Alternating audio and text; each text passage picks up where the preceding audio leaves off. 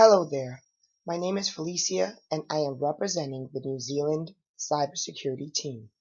In this brief presentation, we will identify current measures for authentication, authorization, and access control. We will also go over the vulnerability matrix, which delineates various attack vectors and their respective countermeasures. We ask that all questions be held until the end. Thank you for your time and attention. Cyber risk assessment identifies assets that could be affected by a cyber attack. It identifies the risk that could affect those assets. When a risk assessment is completed, risks are rated so they can be prioritized and have mitigation plans created accordingly. Access control functions to identify an individual who does a specific job, authenticate the individual, and gives the individual the key to the door, access to the workstation or files that they need, and nothing more. Here, we discuss three types of access controls: discretionary access control, mandatory access control, and role-based access control. Discretionary access control gives user full control over all the programs it owns and executes and also sets the permissions for who can access those files and programs. Mandatory access control is used when confidentiality and privacy is top priority. The administrator alone manages the access controls. Role-based access control is when access is assigned based on the subject's role. Two-factor authentication is a more secure method for access control. To have access, one must show credentials and a second factor to verify identity. This could be an access code, a PIN, or a biometric reading. There are three factors that can be used for authentication: something only known to the user, such as a password or a PIN; something that is part of the user, such as a fingerprint, retina scan, or another biometric measurement; and the third, something that belongs to the user, such as a card or a key.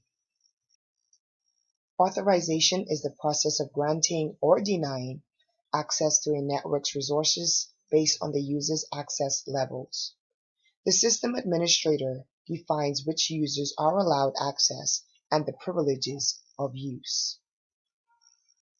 Cybersecurity vulnerabilities are regularly the result of human behavior, mostly the failure to comply with general security policies and procedures coupled with being careless.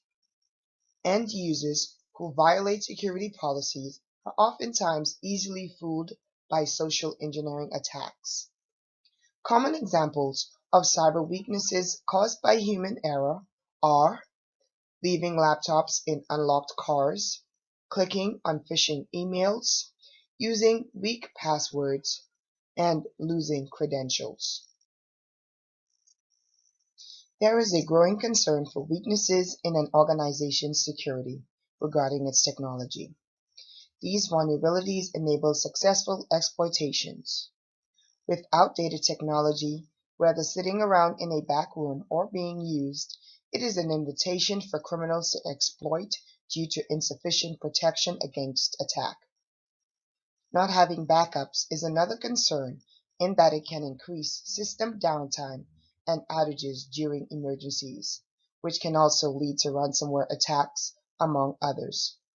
TCP/IP applications and protocols, HTTP, FTP, SNMP, SMTP, TCP, IP, and DNS can be exploited due to limitations that exist in the protocols. Other technology security weaknesses include authentication weaknesses, firewall holes, not changing default passwords or lack of strong passwords requirement on network devices, and user interface weaknesses.